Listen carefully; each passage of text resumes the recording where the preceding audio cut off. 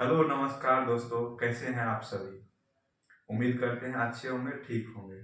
दोस्तों, आज हम एक स्टूडेंट के रूप में कुछ पढ़ने और पढ़ाने की कोशिश करने के दौरान में एक डिस्कशन करने जा रहे हैं, जिसमें मेरा दोस्त है। हाय बोल दीजिए। हाय। और ये भी मेरा दोस्त है। हाय। अभी इन लोगों के साथ मध्यकालीन भारत यानी कि मेडाइवल इंडिया का चर्चा परिचर्चा करने जा रहे हैं। अब आपके मन में ये सवाल उठ रहा होगा कि हम मध्यकालीन ही क्यों चूज किए। जनरली लोग एंशियंट यानी कि इसे प्राचीन भारत या फिर आधुनिक भारत से शुरू करते हैं। हमने मध्यकालीन भारत क्यों शुरू किया, तो उसका दो तीन रीजन है। एक तो है कि हम जितने भी यहाँ अभी बैठ के डिस्कस करने वाले हैं वो एक बार हिस्ट्री को अच्छे से लर्न कर चुके हैं, पढ़ चुके हैं। और दूसरा ये कारण है कि जितना भी अभी एग्जाम हो रहा है या SSC, railway, banking, PCS, UPSC तक में अब जो है जो मध्यकालीन भारत का इतिहास है उससे क्वेश्चन का वेटेज बढ़ रहा है। पहले था कि मॉडर्न से क्वेश्चन का वेटेज बहुत ज्यादा था, है ना। पहले मॉडर्न से क्वेश्चन का वेटेज बहुत ज्यादा था। अब मॉडर्न से क्वेश्चन का वेटेज कम हो रहा है और मध्यकालीन भारत से क्वेश्चन का वेटेज ज्यादा हो रहा है।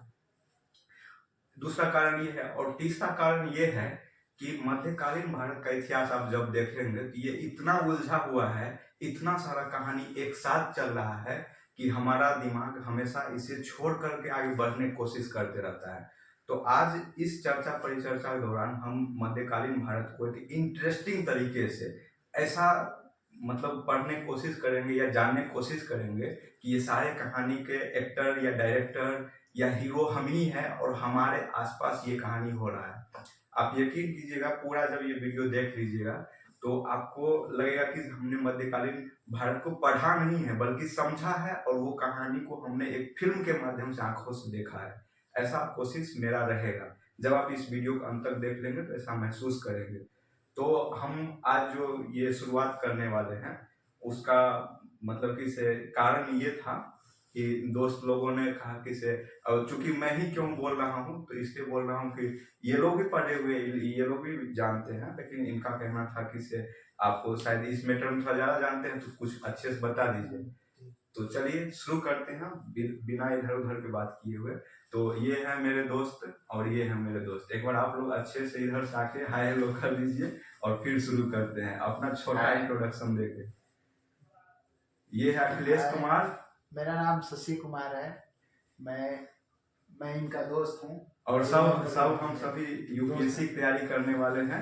और आज का दिन सैटरडे है, 1 तारीख है। हम लोग महीने में 2-3 दिन ऐसा रखते हैं जिसको ब्रेक कहते हैं, लेकिन उस ब्रेक के दौरान भी कुछ पढ़ लिख लेते हैं ताकि उससे कुछ हमें लाभ हो जाए। तो चलिए शुरू करते हैं। तो दोस्तों, हो सकता है कि मेरा आई कांटेक्ट इन लोगों के साथ हो तो आप महसूस कीजिएगा कि आपके साथ ही आई कांटेक्ट हो रहा है, ताकि ये है सामने में तो बोलने में अच्छा ज्यादा रहेगा, इनके साथ आई कांटेक्ट बना के बोला जाए। तो चलिए शुरू करते हैं। तो देखिए, हम लोग जब मध्यकालीन भारत पढ़ते हैं तो मध्यकालीन भारत में जो सबसे पहला घटना होता है कि से इसका शुरुआत किस चैप्टर से होगा। तो शुरुआत का जो चैप्टर है वो है हर्षवर्धन का मृत्यु। हर्षवर्धन की मृत्यु एक मतलब कि कह सकते हैं कि एंशियंट भारत का अंतिम पड़ाव है और मध्यकालीन भारत का आरंभिक पड़ाव है। अब हर्षवर्धन का जो मृत्यु, हर्षवर्धन जो है अपना राजधानी थानेसर से कन्नौज लाया था। कन्नौज लाने का मेन कारण था कि उत्तर भारत पे पूरा अधिकार जमाया जा सके, अपने क्षेत्र का विस्तार किया, और दूसरा कि से दक्षिण भारत पे अपना नजर को बनाए रख सके और वहां पर भी अपने शासन को बहुत अच्छे से संचालित कर सके। हर्षवर्धन इसमें कामयाबी साबित कर दिए थे। लेकिन होता है कि जब आप चरम पे होते हैं, रात को अखिलेश को भी बता रहे थे, जब हम क्लाइमेक्स पे होते हैं तो कई बार हम अपनी कमजोरी को भूल जाते हैं। हर्षवर्धन के साथ भी यही हुआ, वो अपनी कमजोरी को भूल गया। और इसको ललकारा किसने? इसको ललकारा चालुक्य के राजा चालुक्य जो राजा था पुलकेशन द्वितीय ने ललकारा कि अगर हिम्मत है तो नर्मदा पार करके आओ और हमसे युद्ध करो।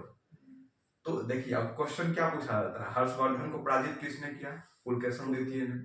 कहाँ पराजित किया? तो नर्मदा किनारे। यहाँ 2 क्वेश्चन। और हर्षवर्धन ने राजधानी कहाँ से स्थानांतरित किया? कन्नौज, थानेसर से कन्नौज। यहाँ 4-5 फैक्ट हो गए। अब हर्षवर्धन जब अपना मतलब कि जितना था उसका सैनिक, उस सबको नर्मदा पार कर, उतना उस समय में आधुनिक काल थोड़ी था कि इतना बोट है, जेट है, ले जाकर नदी पैर पार कर रहे, ऐसे ही घोड़ा को उसमें डाल दिया, हाथी को डाल दिया पार।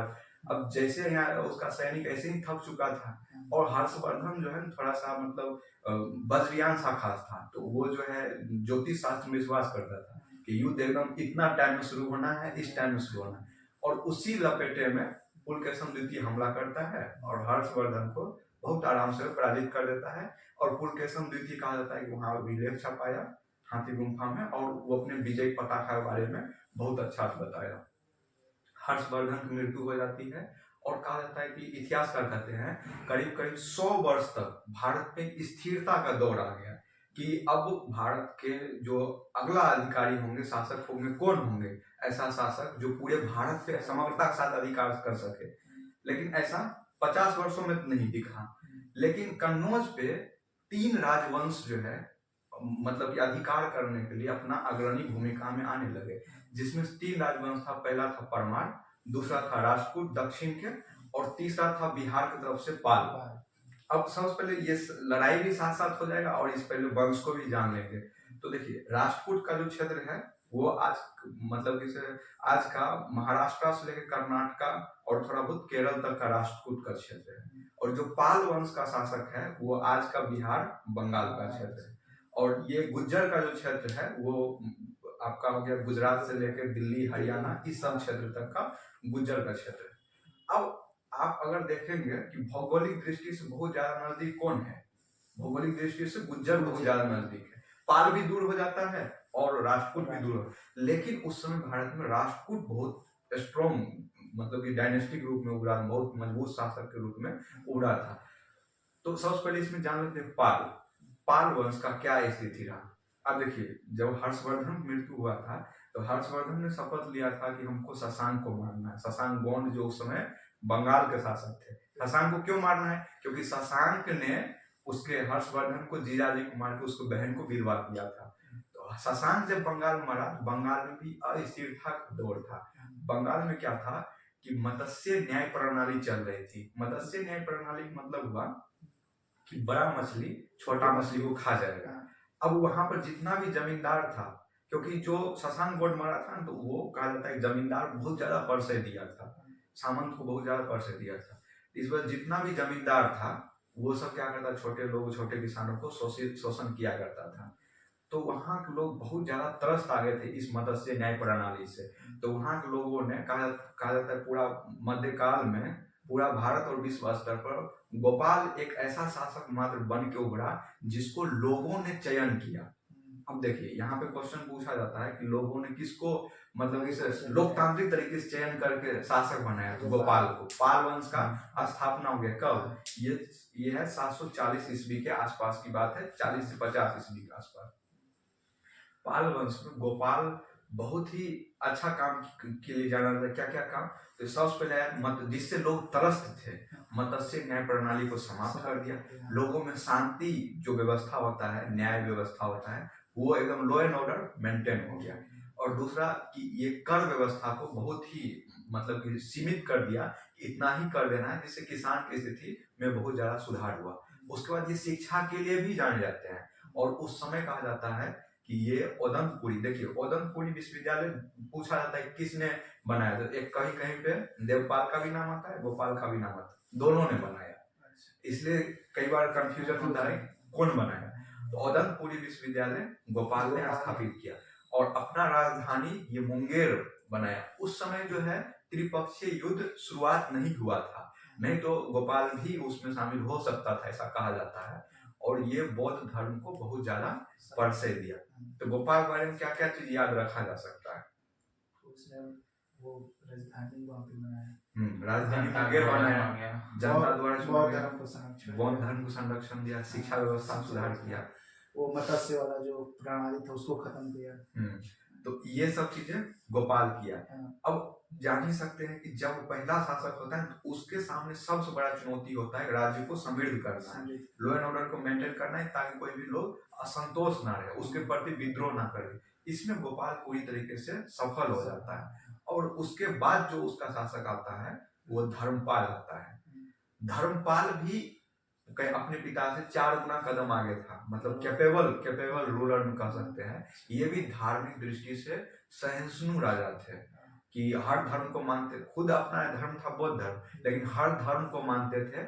और इसीलिए उनका एक इच्छा था कि जो नालंदा विश्वविद्यालय है इसको और कैसे उच्च लेवल पे लाया जा सके, इसलिए उन्होंने नालंदा विश्वविद्यालय में तीसरा मंजिल का निर्माण करवाया। अब क्वेश्चन बन सकता, अभी तक नहीं बना है, अभी तक किसी भी पीसीएस UCS नहीं पूछा गया है कि नालंदा विश्वविद्यालय की तीसरा मंजिल निर्माण किसने कराया, तो आप वहां पे धर्मपाल का नाम याद रखें। उसके बाद सोमपुरा विश्वविद्यालय का स्थापना ये करवाए। उस पर धर्मपाल ही ने विक्रमशिला विश्वविद्यालय का स्थापना। देख रहे हैं उस समय विश्वविद्यालय को लेकर इतना ज्यादा करें कि भाई हमारे लोग पढ़ेंगे या विश्व के दूसरे जगह लोग आएंगे, तो शिक्षा व्यवस्था का बहुत ज्यादा प्रसार शुरुआत होगा। अब इस समय एक क्वेश्चन जो पूछा गया है उसको हम थोड़ा लिंक कर बता रहे हैं। इस समय एक गुजरात का व्यापारी आता है बिहार, और बिहार में जैसे गुजरात से बिहार आया, उत्तर प्रदेश या दिल्ली उसके साथ छीना छोड़ी हुआ, यानी कि किसी ने उसके सामान को छीन लिया, डकैती जिसको कहते हैं। लेकिन जैसे ही बिहार में वो एंट्री करता है, इतना शांति माहौल देखता है, वो आश्चर्यचकित हो जाता है भाई यहाँ शासक कौन है, सब लोग में प्रेम है, एक दूसरे से मतलब कि अच्छे से बात कर रहे हैं, यहाँ सुरक्षा इतना है, कोई किसी सामान नहीं ले रहा है। तो जैसे आए तो ये दरवाजे में अपना मतलब कि ये लगाया, अर्जी लगाया कि हम उनसे राजा से मिलना चाहते हैं। धर्मपाल लगाया, कहा कि आप तो उत्तरापथ के स्वामी हैं। कहा यह क्या मतलब हुआ? ये मतलब ये हुआ कि उत्तर के स्वामी हैं आप। तो ऐसा क्यों बोल रहे हैं? ऐसा इसलिए बोल रहे हैं कि हम सब जगह से भ्रमण कर रहे हैं, ऐसा शासन व्यवस्था हमने कहीं नहीं देखा। तो कहा जाता है कि शेड्यूल नाम का कवि था, वो कवि भी था और व्यापारी भी था, तो उसको मतलब उत्तरापथ का स्वामी कहा। और ये उत्तरापथ का स्वामी तो एक अलग बात है, ये बौद्ध धर्म को संरक्षण बहुत लेवल पर दिए, और इसी समय में कला संरक्षण भी बहुत उच्च लेवल पर चला गया, जिसके लिए इनको परम सौगात का जो संज्ञा है वो धर्मपाल को दिया जाता है। अब देखिए इतना सारा चीज सब कुछ ठीक ठाक चल रहा है। अब होता है कि हम जनता जब समझ आता है कि हमारा, जैसे मान चलिए मोदी जी है, अब देश पे कोई आपदा आता है, लोग समझ रहे हैं हमारा जो रूलर है कैपेबल है, सक्षम है हर दृष्टि से, पाकिस्तान कोई कुछ करेगा नहीं, हमको भले कुछ हो जाए लेकिन लड़िए, खून का बदला खून होना चाहिए। तो यहाँ पे लोग इसको, उसका या धर्मपाल को, इसका जितना भी लोग था सब आग्रह किया कि जब दूसरा लोग त्रिपक्षीय युद्ध में भाग ले रहा है, आप क्यों नहीं ले रहे हैं? कहा कि अरे देखिए हमारे राज्य में शांति व्यवस्था बना हुई है, बड़ी बात नहीं, शांति व्यवस्था त्रिपक्षीय युद्ध में भाग लीजिए। अब ये कहाँ धार्मिक आदमी जाएगा युद्ध लड़ने? ठीक है लड़ा, युद्ध लड़ा, परिणाम सबको पता था कि क्या होने वाला है। एक तो देखिए भौगोलिक रूप से दूरी बहुत ज्यादा हो जाता है, और दूसरा कि यहाँ राजपूत या फिर गुज्जर बहुत ही कैपेबल थे। तो गुज्जर के जो शासक था ना वत्सराज, याद रखिएगा नाम, वत्सराज धर्मपाल को पहले पराजित किया। उसके बाद दूसरा में ध्रुव का, मतलब कि जो राजपूत का शासक था ध्रुव, वो भी बहुत ज्यादा कैपेबल था, ध्रुव भी इसको पराजित किया, और ध्रुव अंतिम रूप से वत्सराज को भी पराजित कर दिया। तो पहला जो युद्ध हुआ त्रिपक्षीय में, उसमें ध्रुव पूरी तरीके से विजेता रहा। हालांकि अंतिम में जाकर के गुज्जर ही इस पे शासन कर लेता है, क्योंकि गुज्जर का नजदीकी था, अंत में यहाँ पे शासक अच्छा आता है और थोड़ा राजपूत गड़बड़ा जाता है। तो अभी हम पाल को देख रहे हैं, तो जब क्वेश्चन आए कि कौन सा राजा मतलब भाग लिया, तो भाग दोनों लिया, धर्मपाल भी भाग लिया, और इसके अगला शासक आएगा देवपाल, उसके अंदर भी चुल रहेगा, लेकिन वो जल्दी ही लौट जाता है, ये थोड़ा बर्बादी करके लौटता है। ये भी भाग लिया और देवपाल भी भाग लिया, और ये हारा किस से? तो गुज्जर के वत्सराज से, उधर ध्रुव राजपूत के ध्रुव से हारा, वापस आया। और ये कहानी जो जितना बता रहे हैं ये करीब 810 तक का कहानी होगी। अब 810 से 40 तक का कहानी है जो देवपाल के हाथ में है। देवपाल भी बहुत अच्छा शासक थे, और इनके समय कहा जाता है कि बौद्ध धर्म को प्रचार प्रसार करने के लिए विदेश से लोग आए गए। इसमें जो सबसे एक महत्वपूर्ण है कि सुमात्रा का एक शासक था जो बौद्ध धर्म के प्रचार करने के लिए बिहार में एंट्री मारते हैं, और उनका जो नाम है वो शैलेंद्र वंशी शासक था, बालपुत्र देव नाम करके था। तो वो जब एंट्री मारे, तो एंट्री मारने के बाद इनको लगा कि यहाँ पे संरक्षण मिलेगा बौद्ध धर्म के लेकर, तो उनके उम्मीदों पे ये देवपाल खड़ा उतरे और देवपाल से ये मांगा गया कि हम यहाँ पे एक जो है स्तूप बनाना चाहते हैं। तो कहा ठीक है, आप स्तूप बनाइए तो अच्छी बात है, चलिए हम 5 गांव दान देते हैं, यानी 5 गांव से जितना भी राजस्व आ रहा है वो कलेक्ट करके और वो स्तूप के जो भी खर्चा होगा वो उठाया जाएगा। तो देखिए यहाँ पे क्वेश्चन पूछा जाता है मतलब इसे जो सुमत्रा राजा थे किसके काल में भारत आए, तो देवपाल काल में। और उसके लिए कितने गांव दान दिया ये भी पूछा गया यूपीपीसी से, कितने गांव दान दिया गया, कई बार 500 लिखा रहता है, 50 लिखा रहता है, 5 मात्र 5 गांव। तो अब देखिए देवपाल तक कहानी तो ये हो गया। अब एक है इसके बाद जोड़ा जाता है वो है विग्रह पाल करके आता है और एक नारायण पाल करके आता है। वो उतना कैपेबल नहीं था, इसलिए उसके बारे में बहुत ज्यादा इतिहास भी नहीं मिलता है और झूठ की चर्चा करने में भी कोई कारण बनता नहीं। एक जो राजा आता है महिपाल, ये बहुत ही कैपेबल राजा था और इसके समय में जो 2-3 चीजें याद रखने वाली है। एक ये कि ये इतना कैपेबल हो गया था कि इसको कोई बता दिया या इतिहास पढ़ना भी होगा, आपके पूर्वजों को तो उत्तरापद के स्वामी कहा जाता था, आप क्या कर रहे हैं? कहा अच्छा उत्तरापद का मतलब तो उत्तर के राजा। कहा ठीक है, अब दिल्ली से लेकर पूरा साम्राज्य हमारे अधीन होना चाहिए। और महिपाल कहा जाता है इसके करने में वो सक्षम भी रहा, यानी कि पूरा उत्तर के जो राजा साम्राज्य था वो अपने अधीन कर लिया। अब जब इतना अधीन कर लिया तो इस चीज का चर्चा दूसरे, अभी तो मोबाइल है तो फोन कर दिए, लेकिन पहले था कम्युनिकेशन पहुंचते पहुंचते वर्षों लग जाता था। अब यहाँ से कोई व्यापारी गया दक्षिण में, वहां उस समय चोल वंश का राजा था। चोल समझ ही नहीं दक्षिण कितना कैपेबल था, जिसका बाप श्रीलंका में जाके राज कर लिया हो, वहां पे उद्यम मचा दिया हो, उसका बेटा था उसमें राजेंद्र चोल। राजेंद्र चोल भी बहुत कैपेबल, उसके कान में जाकर कोई फूंक दिया, ए आप क्या राजा रहेंगे, राजा तो वहां पे महिपाल है। तो क्या ऐसा क्या हो गया? अरे महिपाल पूरा उत्तर के जो है स्वामी बन बैठा है, ऐसा बात है। कहा कि वहां पे एक गंगा नदी भी है जो पवित्र है, हिंदू धर्म के लिए पवित्र माना जाता है। कहा कि चलो गंगा के मुख को मोड़ करके उसको चोल साम्राज्य तक लाया जाएगा। कहा कि जो सम्राट ये असंभव है। कहा असंभव कैसे है, हमारा इतना सारा सेवक है, क्या करेगा बैठे बैठे, सबको लाओ यहाँ पे और यहाँ पे गंगा जी को खींच के लाओ ताकि पवित्र नदी हमारे राज्य में बहना चाहिए, प्रवाहित होना चाहिए। तो ये जिद पूरा नहीं हो सका, लेकिन ये गया पूरा। कहा जाता है कि जब नदी पार किया तो महिपाल उतना उस समय तैयार नहीं था युद्ध के लिए। अब किसी पे अचानक से आक्रमण हो जाएगा बिना बताए तो कैसे तैयार है? महिपाल पराजित हो जाता है और राजेंद्र चोल वहां से कहता है गंगा नदी में कम से कम 2-4 घड़ा में पानी ही गंगा जी के लिए भर चलो। तो गंगा जी पानी भर लाया, कहता है किसी यहाँ पे एक गंगई चोलपुरम नगर बसाया। तो अब देखिए 2-3 फैक्ट, गंगई चोलपुरम किसने बनाया? राजेंद्र चोल। राजेंद्र चोल ने किसको पराजित किया? महिपाल। अब देखिए ये सब पूरा हो गया।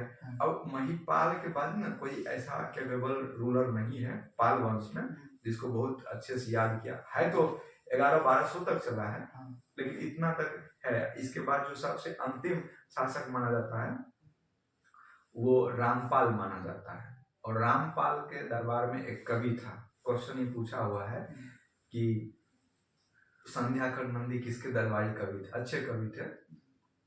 संध्याकर नंदी जो है ना रामपाल चरित्र लिखा था। यूपीपीसी में पूछा हुआ है सीधा, रामपाल ने रामचरित्र किसके द्वारा लिखा गया? उसमें तुलसीदास का ऑप्शन है नहीं, लेकिन तुलसीदास होता तो लोग उसी को मार देता, लेकिन रामपाल चरित्र है। एक्चुअली क्वेश्चन उत्तर डिफॉल्ट है, रामपाल चरित्र संध्याकर नंदी के द्वारा लिखा गया, वो उसके दरबारी कवि थे। अब यहाँ तक पाल वंश पूरा क्लियर हो गया। अब आप लोग एक बार पाल वंश को पढ़ लीजिए, मतलब ताकि लूसेंट निकाल कर पढ़ लीजिए थोड़ा सा एनसीईआरटी, ताकि वो पूरा कभी भूले ना। इस तरीके से 5-7 मिनट निकाल के उसको देख लीजिए। और दोस्तों आप लोगों से ये आग्रह करेंगे कि जैसे ही एक टॉपिक खत्म हो आप लोग भी थोड़ा उसको लर्न कर लीजिए, या लूसेंट रख लीजिए या एनसीईआरटी रख लीजिए। इससे हुआ कि आपको भी पढ़ने में इंटरेस्ट जगेगा और चीजें तुरंत क्लियर होते चले जाएगा, और जितना भी फैक्ट्स बोले हैं वो भी याद रहने लगेगा। और किसी भी एग्जाम के लिए इतना सफिशियंट होता है।